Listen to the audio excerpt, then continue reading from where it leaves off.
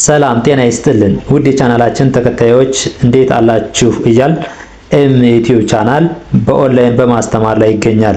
የምናስተምረው አማርኛ፣ እንግሊዘኛ፣ ሂሳብ እና እንዲሁም ሌሎችን የትምህርት አይነቶች ሲሆን በየትኛውም ሀገር ሆናችሁ በኦንላይን መማር መከታተል የምትፈልጉ ታች ቪዲዮ ላይ ባስቀመጥነው ስልክ በኢሞ፣ በዋትስአፕ፣ በቴሌግራም ሃሎ ይበሉን፣ ይደውሉልን፣ መማር መከታተል ይችላሉ።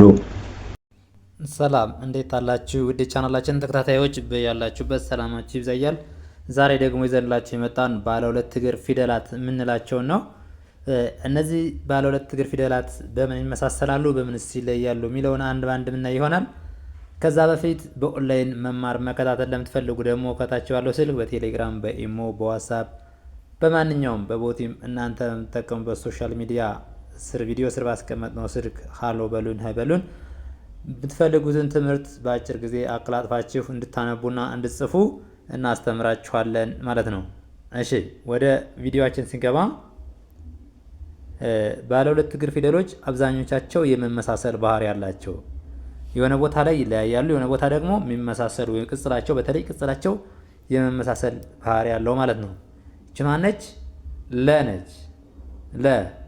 ለ ሉ ሊ ላ ሌ ል ሎ።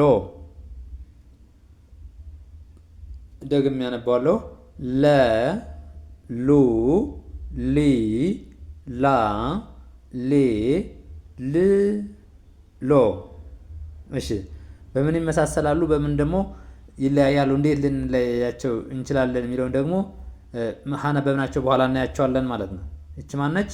ሰ ሰ ሱ ሲ ሳ ሴ ስ ሶ። ሰ ሱ ሲ ሳ ሴ ስ ሶ። እሺ ይቺስ? ይቺ ደግሞ ሸ ነች። ሸ ሹ ሺ ሻ ሼ ሽ ሾ። ሸ ሹ ሺ ሻ ሼ ሽ ሾ። እሺ ይቺ ደግሞ በ ነች። በ ቡ ቢ ባ ቤ ብ ቦ። በ ቡ ቢ ባ ቤ ብ ቦ። እሺ እቺስ? እቺ ደግሞ ቨ ነች። ቨ ቡ ቪ ቫ ቬ ቭ ቮ። ከዚህ ጋር ተመሳሳይ ድምፅ ያለ ይመስላል፣ ግን የለውም። እዚህኛውን በ ብለን ነው የምናነበው፣ እኛውን ደግሞ ቨ።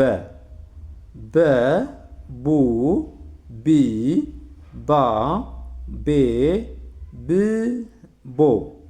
እሺ ይሄኛውን ደግሞ ማን ብለን ነው የምናነበው? ይሄኛውን ደግሞ ቨ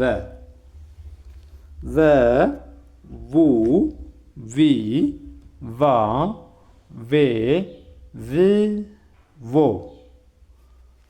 ስለዚህ እንዲያደርገን ካነበብን በኋላ ለምሳሌ እነዚህ ፊደሎች ባለ ሁለት እግር ናቸው። አብዛኛው ቦታ ላይ ይመሳሰላላቸው። ቢመጡ እንዴት እንለያቸዋለን ስንል ለምሳሌ የመጀመሪያ ፊደል ለ ያው ለና ሰን ስናይ ለ ትንሽ ወደ ጎን ስላይድ ወይም ደግሞ እዛ ጠመም ያለች ናት ማለት ነው። ሰ ደግሞ ሙሉ ለሙሉ ካናቷ ላይ ወይም ደግሞ ከላይ ነው ቅጽሎ ያለች። ስለዚህ የሆነ የሚመሳሰል ነገር አላቸው። ባለ ሁለት እግር ናቸው፣ ግን የተለያየ ቅጽላቸው የተለያየ ቦታ ነው ማለት ነው። ይኸው ሀ ለ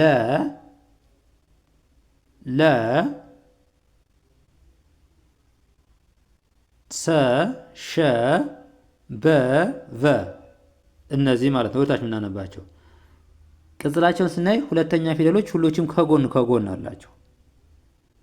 ከጎን ከጎን የመጀመሪያው የሚለያዩበት እንዳለ ሆኖ ሁለተኛ ከጎን ከጎን ያመሳስላቸዋል። ሁሎችም ከጎን ከጎን ቅጽል አላቸው። ሶስተኛ ደግሞ ይኸው ሁሎችንም ስናይ ምን አላቸው? እግራቸው ላይ ወደ ቀኝ በኩል ሸፈፍ ሸፈፍ ያሉ ስንት? ባለ ሁለት እግር ፊደሎች። ባለ ሁለት እግር ፊደሎች ወደ ቀኝ ሸፈፍ ሸፈፍ ያለ አላቸው። ስንተኛ? ሶስተኛ ፊደሎች። እሺ አራተኛዎችስ እንዲሁ ስናያቸው በግራ በኩል አንዳንድ እግራቸው ያጥራል። ምን ይላል? በግራ በኩል አንዳንድ እግራቸው ያጥራል ማለት ነው። እሺ አምስተኛ ፊደሎች በቀኝ በኩል እግራቸው ላይ ምን አላቸው? ቀለበት ቀለበት እግራቸው ላይ ቀለበት ይኸው በሙሉ ሁሎች ማለት ነው። እሺ ስድስተኛ ፊደሎች ደግሞ የተለያየ ቅርጽ ነው ያላቸው። አብዛኞች በውስጥ በኩል ወይም ደግሞ በቀኝ በኩል ወይ ቅጽል ወይ ዘመም ማለት ነው ያላቸው። ግን ምንድነው የሚሆኑት? የተለያየ ቅርጽ ነው ያላቸው። እሺ ሰባተኛ ፊደሎችስ? ሰባተኛ ፊደሎችን ስናይ ደግሞ በቀኝ በኩል ከላይ ቀለበት ወይም ደግሞ እግራቸው ምን ይላል? ያጣጥራል ማለት ነው። ይኸው በሙሉ አብዛኞች ምን ናቸው? እግራቸው በቀኝ በኩል አጠራጠር ያለ። የለን ስናይ ደግሞ ከላይ ከጎን ቀለበት ያለው ነው ማለት ነው። ምን ያለው ነው? ቀለበት ያለው ነው ማለት ነው።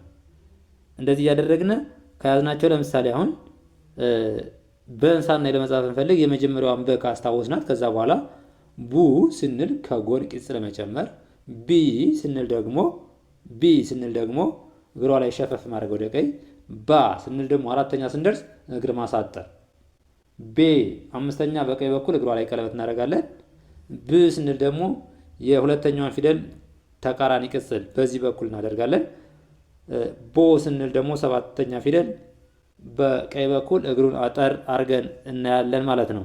እሺ ሌላኛው ደግሞ እነዚህ ይቺ ማናት? አ ነች። አ ኡ ኢ አ ኤ እ ኦ እነዚህ ምን ናቸው? ባለ ሁለት እግር ናቸው። እነዚህ አ ኡ ኢ አ ኤ እ ኦ። እሺ እቺ ደግሞ ማነች? ከነች። ከ ኩ ኪ ካ ኬ ክ ኮ ከ ኩ ኪ ካ ኬ ክ ኮ።